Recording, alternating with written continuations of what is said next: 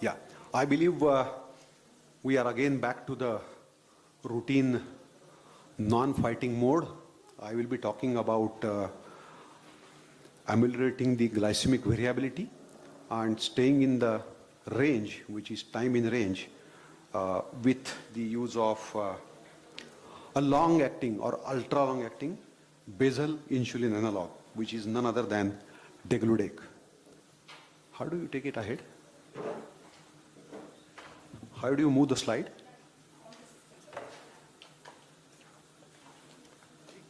Yeah, it's okay. It's okay. Yeah. It's okay. Yeah. This is only the point. All right, all right. So the first part will be glycemic variability. I will try to briskly go through that. Then the implications of GV, and then the reduction of GV by the insulin degludec. So in a very simple term actually, if you really want to look at glycemic variability, it is none other than simple fluctuations in the blood sugar levels. And if you do the blood sugar levels by a glucometer, or maybe in a laboratory, or maybe in a continuous glucose monitor, you will find that the glucose is always going up and down. And that up and down is even more pronounced in a patient who is diabetes. Patient who is type 1 diabetes, even the fluctuations are still more wide. So that's the glycemic variability.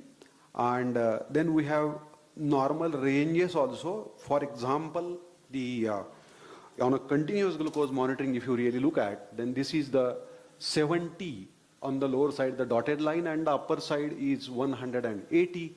So you see that there are a lot of variations which are far actually wider than even that 70 on the lower side and the 180 on the upper side. These are the downslopes or the hypoglycemias. You can see here, this is hyperglycemia.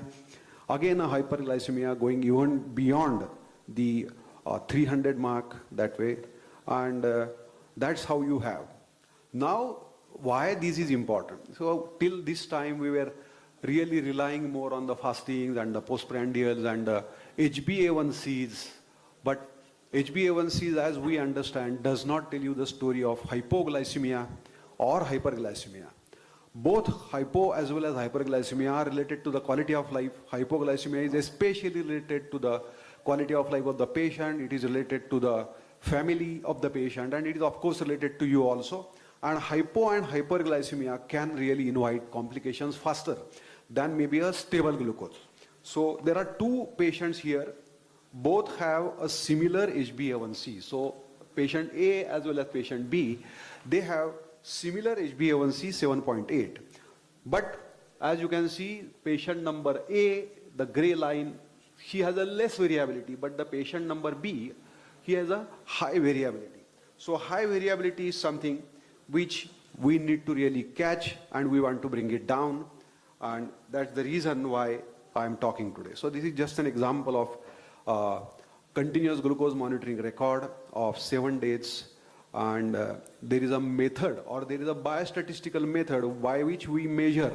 So amplitude, ups and downs of the sugars, they are measured in the terms of standard deviation or coefficient of variation. Then the axis of time, the x-axis on a glucose monitoring, if we really look at that, then it is time axis. So the y-axis is sugar, x-axis is time. And the amplitude is naturally the sugars, and the time is on the horizontal or x-axis. We actually are interested in both the time spent in normal or abnormal ranges as well as the amplitudes of excursions. So this is a clear-cut example of that. This is amplitude, the upstroke or downstroke of the respective sugars, and that's how actually you look at that. And as I told you, this is a time axis or the x-axis. So we need to know how much time the person has spent in either a low range, hypoglycemia, high range, hyperglycemia, or in the normal range, which is a time in range. So that's the way we study. So standard deviation is what?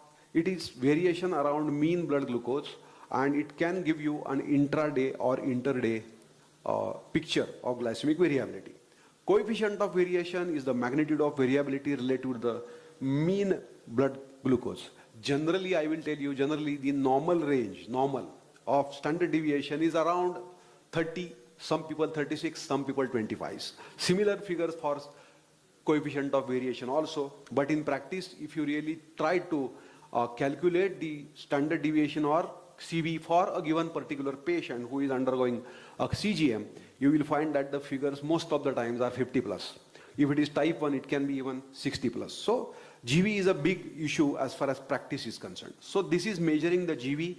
I have told you this is the time measurement. So patient goes up, it has been plotted yellow, then the patient is in normal range, that is green, and the patient goes low, that is plotted as red. In fact, there is a color coding for every CGM system, and most of the colors, now for example, the Abbott system, that gives you yellow as a high sugar and red as a low sugar. In between is the normal, and then that gives you the time at target as well. Generally, the time in ranges was something with this is an international consensus which was published Diabetes Care 2019. Our friend Dr. Bansi Sabu was of course a part of this writing committee, and this committee has actually told us that look at which patient you are handling. If it is an ordinary patient, in the sense a non-pregnant adult, and he is maybe somebody who is not a senior citizen, so a type 1, type 2, whatever, generally the time in range should be, the patient should be traveling in time in range for around 70% of times, which is generally 17 hours out of 24 hours.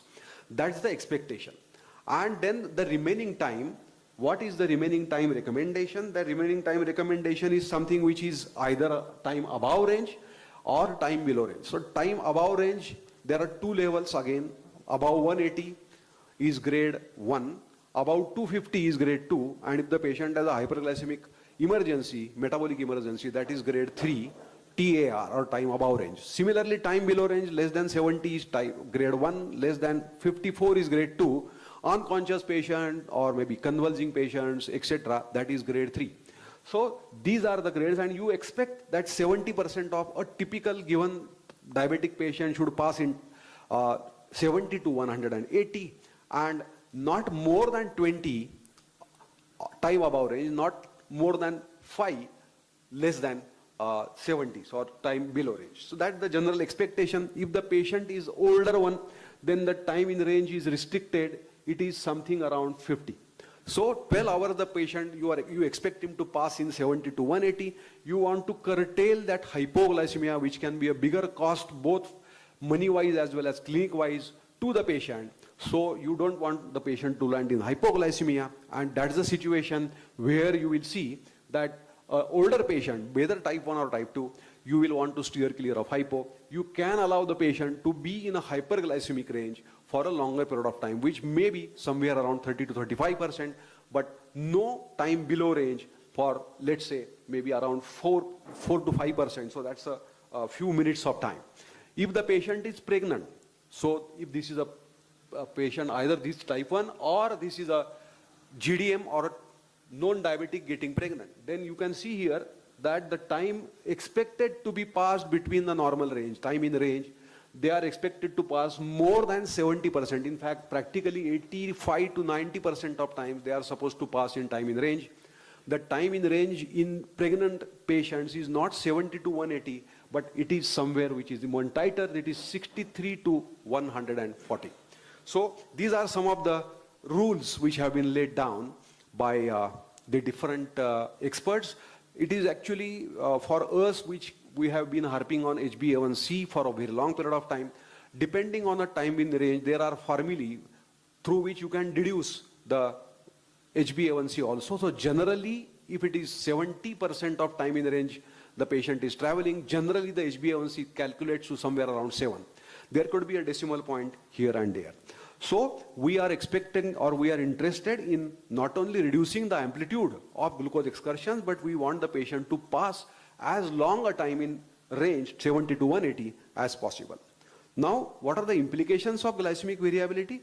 Very, you can say, important. Why? Because ultimately, why are these important? So for a person who is landing in non-severe hypoglycemia. So these are very, you can say, clear-cut observations. There are three axes, as you can see.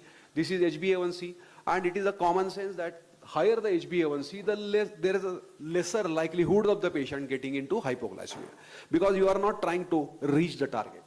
Now, the y-axis is the likelihood of getting hypoglycemia, and the z-axis is the variability, which is that standard deviation in millimoles per liter. You can see here that as you try to come from that 8.5 or above to 7.5, the risk of hypoglycemia or the number of hypoglycemic episodes, the risk is going to be a bit higher. And as you can see here, if the HbA1c is high, then the risk of hypos is low. However, if the glycemic variability is high, then still that risk of number of hypos is going to be higher. So keep in mind that high HbA1c does not necessarily mean that this person will not have hypoglycemia.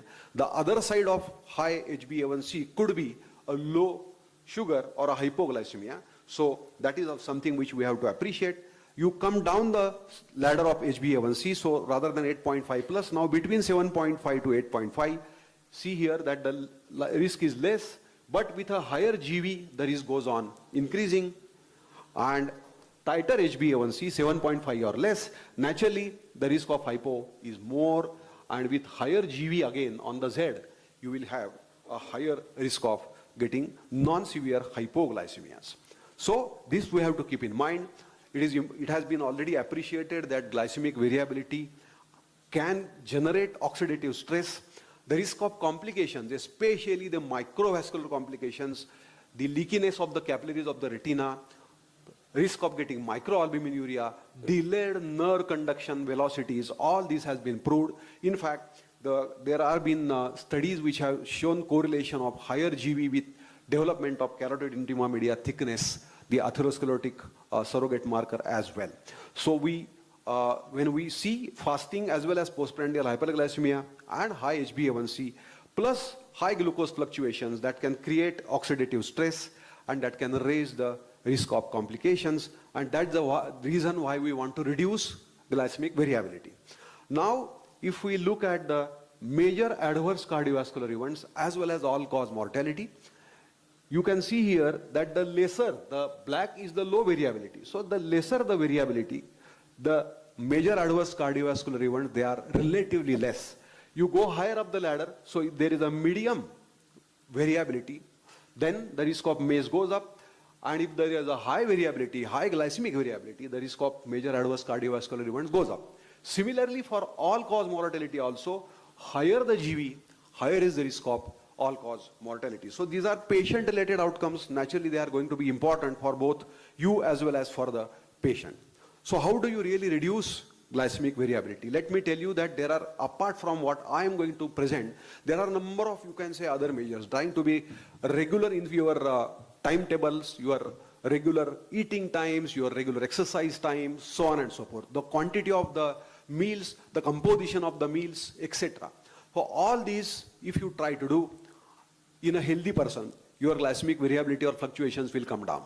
If you are a diabetic, then regularity of taking the medication, regularity of, again, the diet, exercise, etc., certainly that will reduce the glycemic variability. If you are not put on an insulin or on a sulfonylurea or a meglitinide, your risk of glycemic fluctuations will come down, because incretin drugs, alpha-glucosidase inhibitors, glitazones, metformin, SGLT2 inhibitors, they don't give you hypoglycemia. So the risk of GV or increasing the GV is relatively lesser with this group of drugs. Having said that, we have a very, you can say, advanced ultra-long-acting insulin, insulin degludec, which has an inbuilt unfledging mechanism of keeping an insulin level steady in the blood after injection, of course, over a long period of time, and there is hardly any risk of inter or intra-patient variability in the blood levels or plasma levels of insulin. So because of the flat action profile of these ultra-long-acting insulin degludec, the risk of glycemic variability is certainly lesser. And in some of these studies, like for example, this hypo-DEG trial, which is done in type 1 diabetic patients, the two insulins, insulin glargine, which is a basal insulin, first generation designer basal insulin, that is compared against the second generation basal insulin, insulin degludec, and you can see that the glycemic variability parameter, which is coefficient of variation, over a period of 24 hours, there is a significantly lower CV, coefficient of variation with degludec. Diurnal, both insulin glargine 100 and insulin degludec, they are comparable. Nocturnal, which is a big problem for the patient, for you also. So in nocturnal period of time, there is a significantly lower coefficient of variation with insulin degludec. So this is something which is very important as far as you as and your patient is concerned. Now this is a very, you can say, illustrative graph. There are two insulins shown here, and one graph is the pre-intervention, that is the blue graph, and you can see here that the levels are going to go up and down. This is the 24-hour glycemic profile, and there is a fair amount of up and down in the pre-intervention, that is the pre-insulin degludec glucose profile. After intervention, look at the red line. You can see here that the fluctuations are certainly lesser on the x-axis, that is the time axis, and even if you look at the amplitude of the glycemic fluctuations, then compared to the blue, the reds are certainly more squeezed. So the calculation of CV, if you really look at baseline 44.7 at the end of 12 weeks of injection of degludec, your CV comes down to 33.6. Standard deviation also comes down from 71.3 to 49.8. So in patients with high glycemic variability, injection degludec significantly brings down glycemic variability. This is something which is a different kind of a study. This is one study where the patients are already on some other basal insulins and they are now switched. So initially they are on degludec OD and oral antidiabetics. Other group is on insulin glargine 100 and oral antidiabetics. And in between the study, after 16 weeks, the degludec people went on to glargine and the glargine people went on to degludec. So this is the switch pro randomized control trial comparing the degludec and insulin glargine, again insulin glargine 100. And the most important part here, as there is a you can say monitoring by a continuous glucose monitor, Freestyle Libre Pro, between week 16 to week 34, that is the end of the study. And what are the observations? Superiority of degludec is confirmed. The estimated treatment difference is a significant 1.43%, which calculates to around 21 minutes per day in favor of degludec. So degludec patients remain longer in time in range compared to insulin glargine 100 patients. And the overall time in what is called as a tight range. I told you about 70 to 180, which is a standard time in range, but some people say that something which is 70 to 140, maybe narrower time window, it is called as a time in tight range. So with insulin degludec, the patients pass 21.9 minutes per day more in time in tight range. So certainly this is a very good proof that glycemic variability comes down with a long-acting insulin degludec compared to insulin glargine 100. Now, the other age. This is something which is again important for clinicians. More patients achieved a clinically significant difference, which is more than 5% of time in range with use of degludec. So 39.5% of the patients, they actually improved on time in range parameter by more than 5% compared to those who are on insulin glargine 1. Of course, 28.8% patients on insulin glargine 100 also had an improvement, but numerically, more number of patients improved time in range better with insulin degludec. Now, what about the nocturnal time below range, nocturnal hypoglycemia, which is a bane of all insulin users and which is a very big problem for both you as well as me. So with insulin degludec, what has happened? Look at the nocturnal level 1. Level 1, as I told you, is less than 70 and level 2 is less than 54. So level 1, there was a reduction of time in hypoglycemia, time below range, by 8.5 minutes with degludec than IGLR 100. And level 2, that also came down by 4.2 minutes per day with degludec. So the risk of both 1 as well as 2 level of hypoglycemia, nighttime hypoglycemia, total 12.17 minutes per night was reduced by injection degludec rather than injection IGLR 100. This is something which is relatively, let's say, recent publication here. Injection degludec and IGLR 300, the two second generation basal insulins are compared against each other. This is a large prospective multicentric study. The only objection to this study as far as me as a person is concerned, these are type 1s, and that too type 1s who are relatively longer living ones. So those who are living with type 1 and 18 to 70 years of age, A1C between 7 to around 10%, and they are on multi-dose insulin regimen with any basal insulin and maybe the rapid-acting insulin, so typical regimen, except of course IGLR 300 or IDEC 100, and 338 patients. Then they were randomized, half of them to IGLR 300 and half of them to IDEC 100.